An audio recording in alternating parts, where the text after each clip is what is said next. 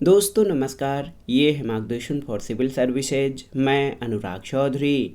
दोस्तों यूपीपीसीएस प्रारंभिक और मुख्य परीक्षा में सामान्य अध्ययन के पूछे गए महत्वपूर्ण प्रश्नों के रिवीजन में इस वीडियो में प्रस्तुत है यूपीपीसीएस मुख्य परीक्षा 2015 में सामान्य अध्ययन के भारतीय इतिहास खंड से पूछे गए महत्वपूर्ण प्रश्न। ये प्रश्न आपके आगामी परीक्षाओं के लिए अति संभावित और महत्वपूर्ण हैं। तो आइए शुरू करते हैं यूपीपीसीएस मुख्य परीक्षा सामान्य अध्ययन के अंतर्गत भारतीय इतिहास खंड से पूछे गए महत्वपूर्ण प्रश्नों का रिवीजन। पहला प्रश्न है दोस्तों, प्राचीन भारत के इतिहास से कि कलिंग नरेश खारवेल निम्न में से किस वंश से संबंधित थे। ऑप्शन है चेद, कदंब, कलिंग या हर्यक। तो सही उत्तर चेद वंश। ऑप्शन ए आपका सही उत्तर है। कलिंग का चेदिवंशीय शासक खारवेल प्राचीन भारतीय इतिहास के महानतम सम्राटों में से एक था और उड़ीसा प्रांत के भुवनेश्वर से 3 मील की दूरी से उदयगिरी पहाड़ी की हाथी गुम्फा से उसका एक बिना तिथि का अभिलेख प्राप्त हुआ है और इसमें खारवेल के बचपन, शिक्षा, राज्याभिषेक तथा राजा होने के बाद के 13 वर्षों के शासनकाल की घटनाओं का क्रमबद्ध विवरण दिया है और ये अभिलेख खारवेल का इतिहास जानने का एकमात्र स्रोत है। इसका जैन धर्म के प्रति अत्यधिक झुकाव था। तो याद रखिएगा, कलिंग नरेश खारवेल चेद वंश का शासक था। अगला प्रश्न है, बुद्ध ने अपने जीवन की अंतिम वर्षा ऋतु कहाँ बिताई थी। तो सही उत्तर आपका है वैशाली, ऑप्शन बी। महापरिनिब्बाण सूत्र से बुद्ध के जीवन के विविध आयामों और काल का निर्धारण किया जाता है, जिसके अनुसार बुद्ध ने अपने जीवन की अंतिम वर्षा ऋतु वैशाली में बिताई थी। याद रखिएगा। अगला प्रश्न है, अशोकाराम बिहार किस स्थान पर स्थित था। तो सही उत्तर है पाटलिपुत्र। ऑप्शन बी सही उत्तर है। दोस्तों, बौद्ध ग्रंथ महावंश के अनुसार मौर्य शासक अशोक ने पाटलिपुत्र में अशोकाराम विहार को निर्मित कराया था। इस विहार का निरीक्षण इंद्रगुप्त नामक थेर भिक्षु के निरीक्षण में हुआ था और तीसरी बौद्ध संगीत भी अशोक के समय में हुई थी। अगला प्रश्न है, कल्हड़ कृत राज तरंगड़ी में कुल कितने तरंग हैं। 8, 9, 10 या 11। तो सही उत्तर 8 तरंग।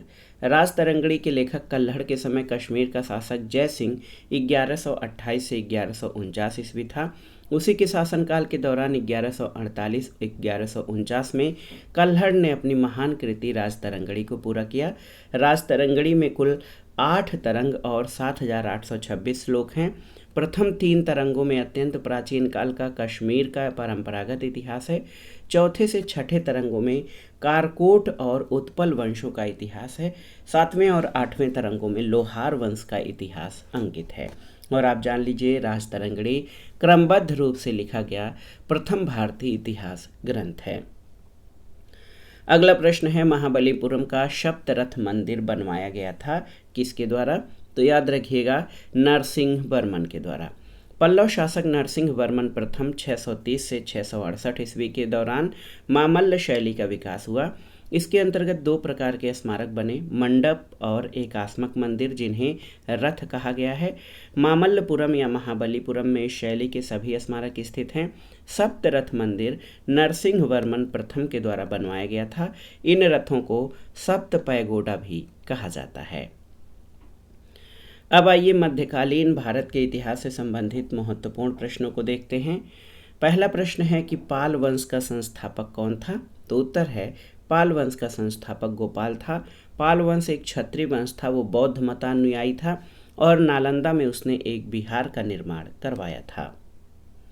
अगला है, शेरशाह को कहाँ दफनाया गया था। तो उत्तर है सासाराम, ऑप्शन बी। देखिए, बहुत ही महत्वपूर्ण प्रश्न है। भारत में शेरशाह ने 1540 से 1545 तक शासन किया। कालिंजर युद्ध के दौरान दुर्ग की दीवार से बारूद का गोला टकराकर फटने से इसकी मृत्यु हो गई थी। शेरशाह को बिहार के सासाराम यानी रोहतास में दफनाया गया है। इसका मकबरा अफगान स्थापत्य का शानदार नमूना है। अगला प्रश्न है, बाबर ने सर्वप्रथम पादशाह की पदवी धारण की थी कहाँ पर। फरगना, काबुल, दिल्ली या समरकंद। तो सही उत्तर काबुल में। बाबर ने अपने फरगना के शासनकाल में 1501 में समरकंद पर अधिकार किया, जो मात्र 8 महीने तक उसके कब्जे में रहा। समरकंद और फरगना का शासन उसके हाथों से निकल जाने के बाद उसने काबुल की ओर रुख किया। 1504 में काबुल विजय के उपरांत बाबर ने काबुल में 1506 या 1507 में अपने पूर्वजों द्वारा धारण की गई उपाधि मिर्जा का त्याग कर नई उपाधि पादशाह धारण की थी। अगला प्रश्न है, सुप्रसिद्ध कोहिनूर हीरा शाहजहां को किसने उपहार में दिया था? तो सही उत्तर मीर जुमला, ऑप्शन सी। मीर जुमला का वास्तविक नाम मोहम्मद सईद था। ये मूल रूप से आर्दिस्तान का रहने वाला था। वो व्यापार व्यवसाय करने के उद्देश्य से गोलकुंडा चला आया। प्रारंभ में ये हीरे का व्यापार करता था। बाद में वो गोलकुंडा के सुल्तान अब्दुल्ला कुतुब शाह की सेवा में जाकर वजीर का पद प्राप्त किया। बादशाह शाहजहां ने मीर जुमला को 5000 का मनसब और उसके पुत्र मोहम्मद अमीन को 2000 का मनसब प्रदान किया। इससे खिन्न होकर गोलकुंडा के सुल्तान अब्दुल्ला कुतुब शाह ने मीर जुमला के परिवार और संपत्ति को जब्त कर लिया और इससे क्रोधित होकर शाहजहां ने औरंगजेब को गोलकुंडा से युद्ध करने भेजा, किंतु दोनों में संधि हो गई। यहाँ मीर जुमला भी औरंगजेब से आ मिला। शाहजहां ने मीर जुमला को आगरा वापस बुला लिया, उसे मुअज्जम खां की पदवी से सम्मानित किया। इस अवसर पर मीर जुमला अपने साथ बादशाह के लिए अमूल्य भेंट लेकर आया। इसी अवसर पर उसने शाहजहां को कोहिनूर हीरे की भेंट दी, जो मूल्य और सौंदर्य में संसार में अद्वितीय समझा जाता है। अगला प्रश्न है, निम्नलिखित में से किसने रामायण का फारसी में अनुवाद किया था? आपको बताना है। तो सही उत्तर अब्दुल कादिर बदायूनी। अकबर के आदेश से महाभारत के विभिन्न भागों का रजमनामा नाम से फारसी में अनुवाद नकीम खां बदायूनी और फैजी आदि विद्वानों के सम्मिलित प्रयास से किया गया। इसके अलावा बदायूनी ने रामायण का, फैजी ने लीलावती का और अबुल फजल ने कालिया दमन का फारसी में अनुवाद किया था। अगला प्रश्न है, निम्नलिखित में से किसने गुलरूखी उपनाम से अपने कविताओं की रचना की थी? तो याद रखिएगा, सिकंदर लोदी ने।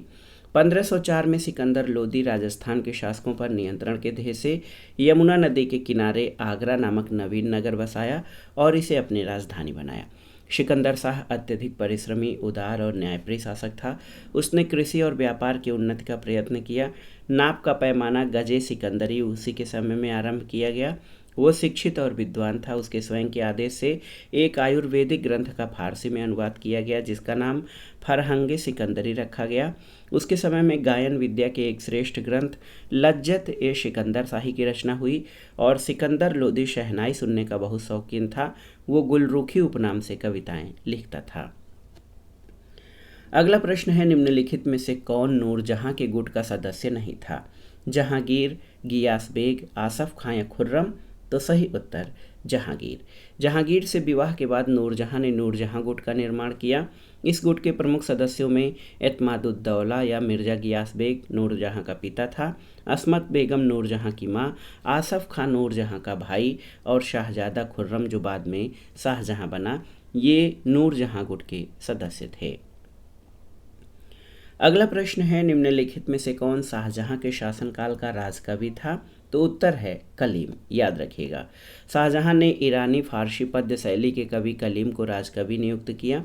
कलीम के अतिरिक्त फारसी कवियों में सईदाई गिलानी, कुदशी, मीर मोहम्मद काशी, साएगा, सलीम मसीह, रफ़ी, फारूक, मुनीर, सोदा, चंद्रभस ब्राह्मण, हाजिक, दिलेरी आदि रहते थे।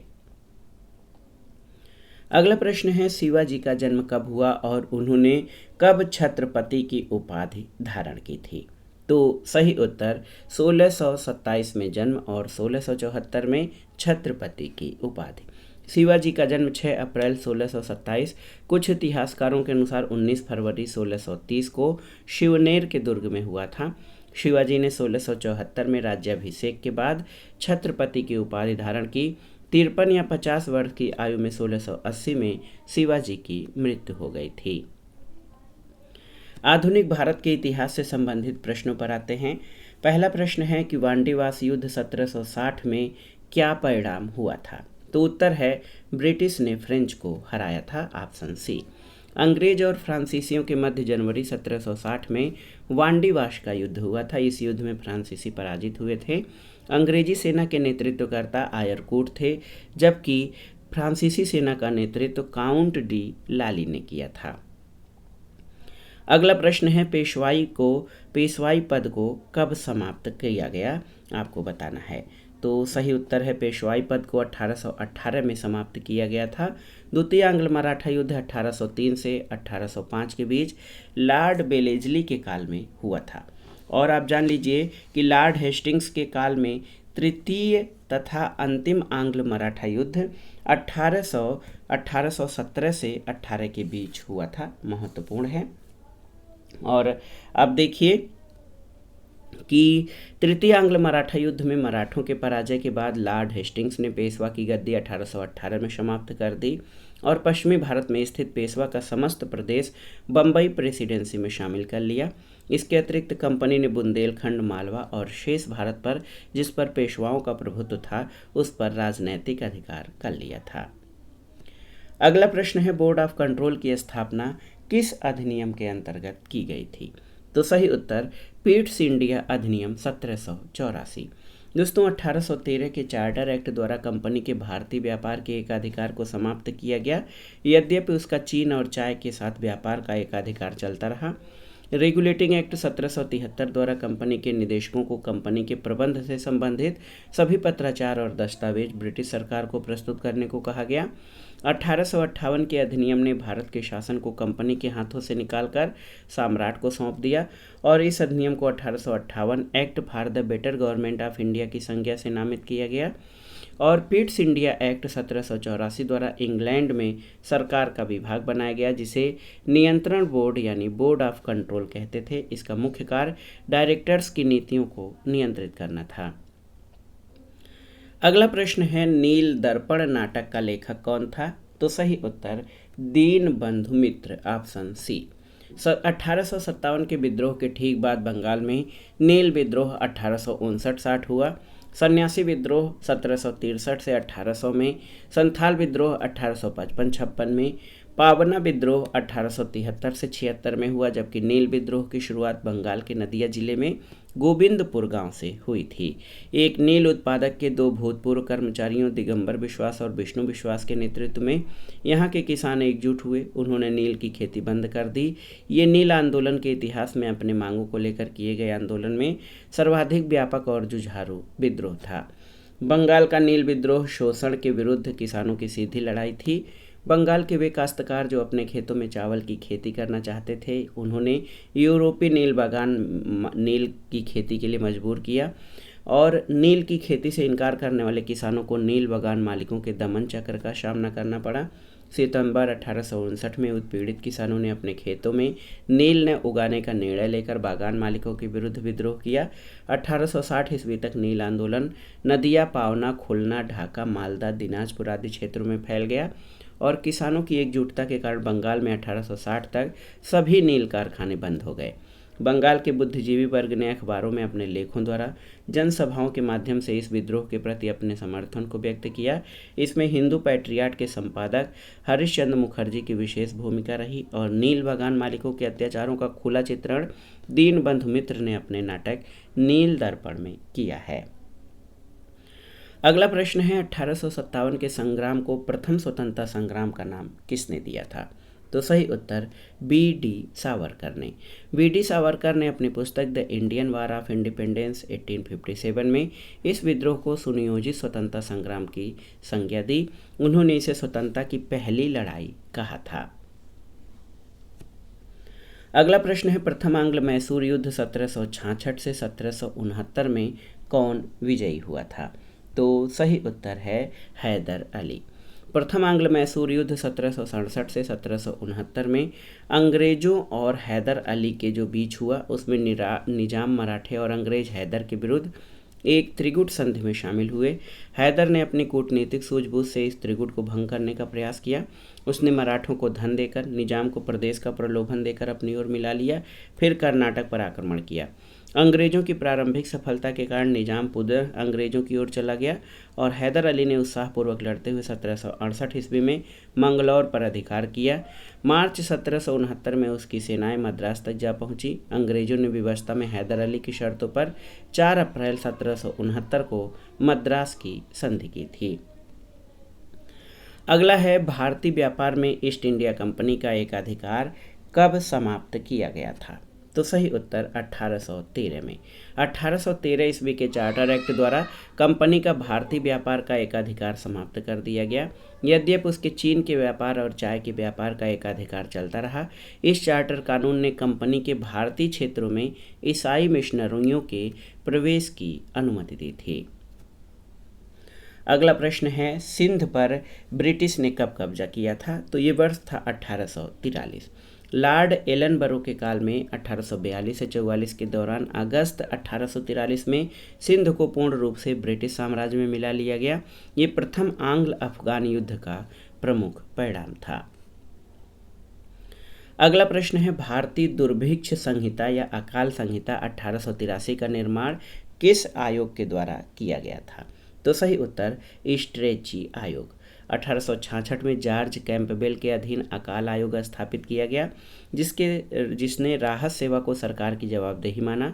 1876-77 के अकाल के बाद 1878 में स्ट्रेची आयोग बनाया गया, जिसकी अनुशंसा पर 1883 में अकाल संहिता बनाई गई थी। अगला प्रश्न है, 1857 के संग्राम में निम्नलिखित केंद्रों पर सबसे पहले अंग्रेजों ने किसे पुनः अधिकृत किया था? ऑप्शन है झांसी, मेरठ, दिल्ली या कानपुर। तो सही उत्तर दिल्ली को। कैप्टन निकालसन के नेतृत्व में 3 महीने की घेराबंदी के बाद 20 सितंबर 1857 को अंग्रेजों द्वारा दिल्ली की पुनर्प्राप्ति कर ली गई थी। अगला प्रश्न है, निम्नलिखित में से कौन काकोरी कांड मुकदमे में सरकारी वकील था? तो सही उत्तर है जगत नारायण मुल्ला। दोस्तों याद रखिएगा, काकोरी कांड 1925 को जो है हिंदुस्तान रिपब्लिक आर्मी के द्वारा किया गया और इस कांड में कई लोग पकड़े गए, उन पर मुकदमा चलाया गया। सरकार की ओर से पैरवी के लिए जगत नारायण मुल्ला को नियुक्त किया गया। अभियुक्तों की ओर से सरकार ने लक्ष्मी शंकर मिश्र, केसी दत्त और जयकरण नाथ मिश्र को नियुक्त किया गया। अभियुक्तों की मांग थी कि उच्च कोर्ट के वकीलों को सरकार नियुक्त करे, परंतु सरकार का निर्णय अंतिम था। रामप्रसाद बिस्मिल, अशफाक उल्ला खां सहित कई लोगों पर डकैती और हत्या के आरोप लगाए गए। इसी कांड के आरोप में रामप्रसाद बिस्मिल, अशफाक उल्ला खां, रोशन सिंह और राजेंद्र लाहिड़ी को फांसी दी गई थी। अगला प्रश्न है, महात्मा गांधी ने भारत में अपना पहला जनभाषण कहाँ दिया था? तो याद रखिएगा, बहुत लोगों को नहीं पता होगा, ये है वाराणसी में।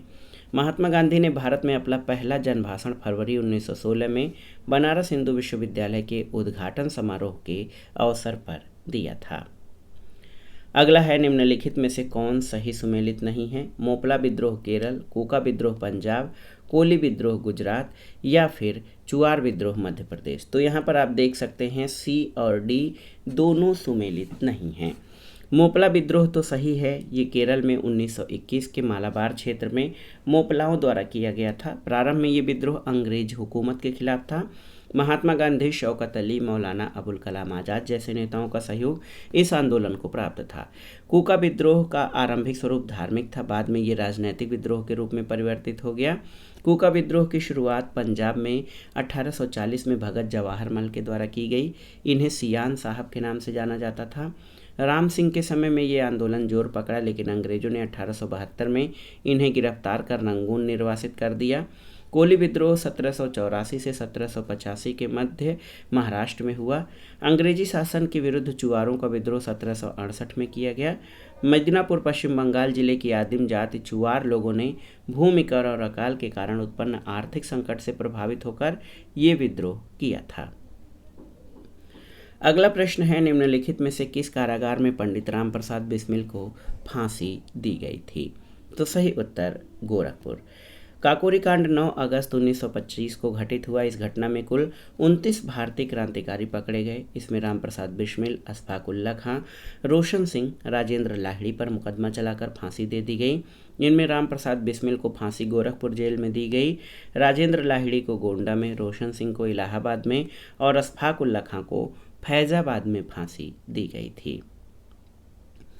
आसान सा प्रश्न है कि किसने कहा था कि स्वराज हमारा जन्म सिद्ध अधिकार है? तो ये बाल गंगाधर तिलक। भारतीय राष्ट्रीय कांग्रेस के लखनऊ अधिवेशन 1916 में बाल गंगाधर तिलक ने कहा था, स्वराज मेरा जन्म सिद्ध अधिकार है और मैं उसे लेकर रहूंगा।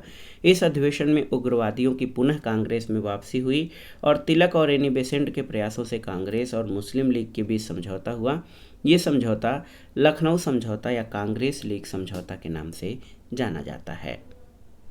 अगला प्रश्न है, निम्नलिखित में से किसने सत्याग्रह शब्द को गढ़ा था? ऑप्शन है हरिलाल गांधी, महात्मा गांधी, रामदास गांधी या मणिलाल गांधी। तो सही उत्तर महात्मा गांधी। महात्मा गांधी के भतीजे मगन लाल गांधी द्वारा सत्याग्रह शब्द का प्रयोग एक प्रतियोगिता में किया गया, जिसमें उनको पुरस्कार प्राप्त हुआ। सत्याग्रह शब्द का अर्थ सत्य और दृढ़ता से लिया जाता है। बाद में महात्मा गांधी ने इसमें सुधार कर इसे सत्याग्रह शब्द में परिवर्तित किया। तो स्पष्ट है कि सबसे पहले सत्याग्रह शब्द का प्रयोग महात्मा गांधी के द्वारा किया गया था। अगला प्रश्न है, दक्षिण अफ्रीका के किस रेलवे स्टेशन पर गांधी को ट्रेन से फेंका गया था? तो सही उत्तर है ये जो स्टेशन है पीटरमारिट्सबर्ग। ऑप्शन बी आपका सही उत्तर है।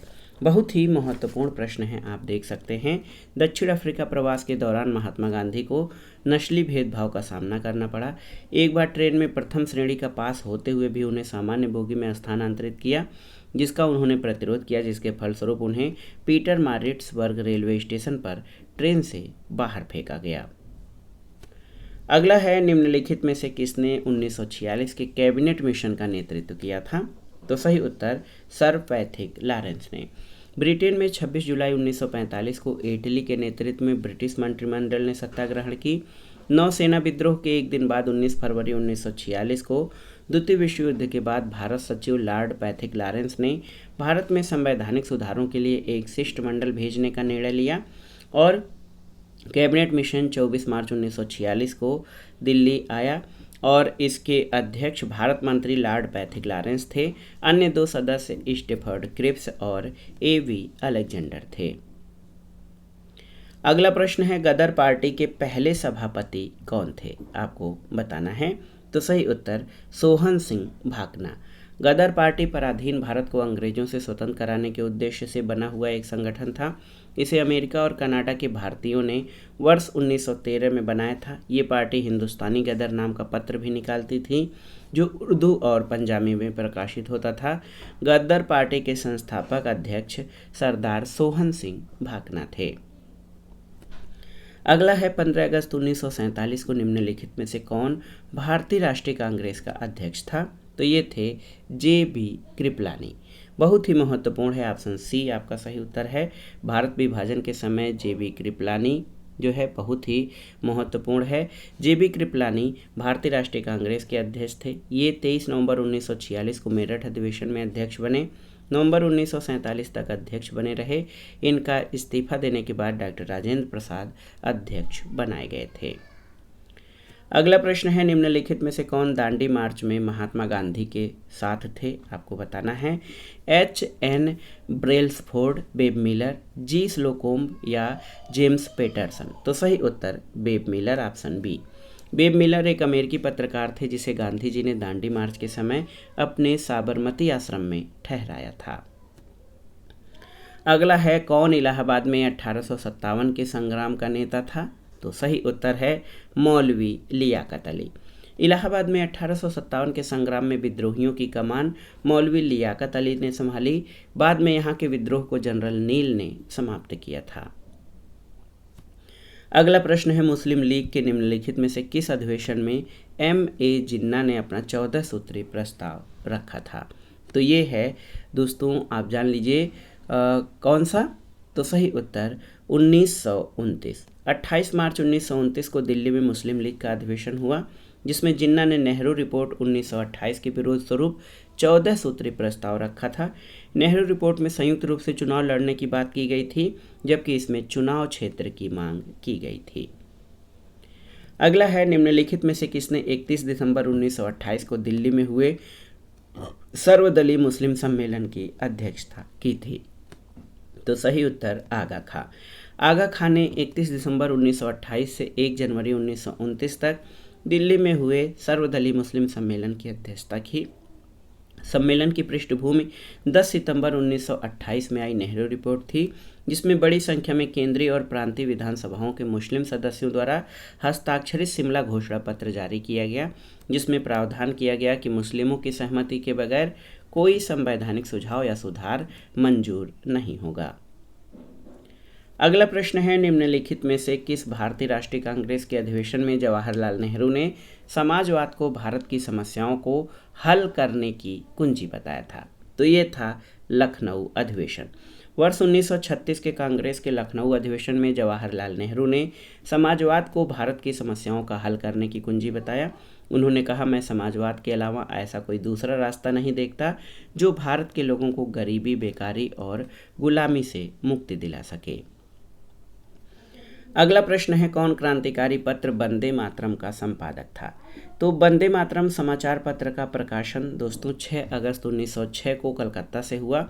6 अगस्त से 15 अक्टूबर तक विपिन चंद्र पाल इसके संपादक थे।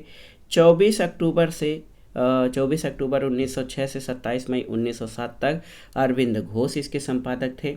तब ये पत्र दैनिक प्रकाशित होता था, लेकिन 2 जून 1907 से इसका साप्ताहिक प्रकाशन शुरू हुआ।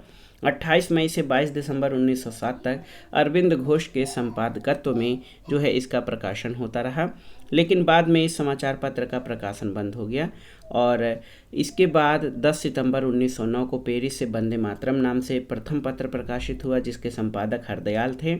इस पत्र के प्रकाशक और वितरण का कार्य मैडम भीका जी कामा ने किया। तो यहाँ पर कोई भी उत्तर स्पष्ट रूप से सही नहीं है।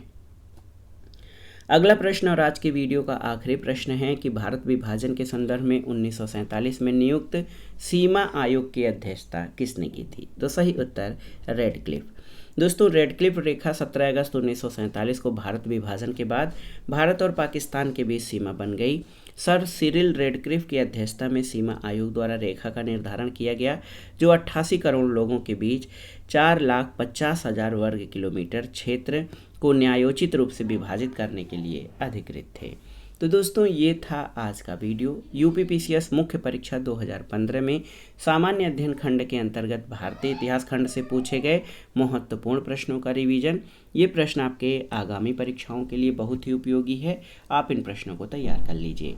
वीडियो आपको कैसा लगा हमें कमेंट बॉक्स में ज़रूर बताइएगा। वीडियो को लाइक करें, शेयर करें और इस चैनल मार्गदर्शन फॉर सिविल सर्विसेज को सब्सक्राइब करें। वीडियो देखने के लिए धन्यवाद दोस्तों। नमस्कार।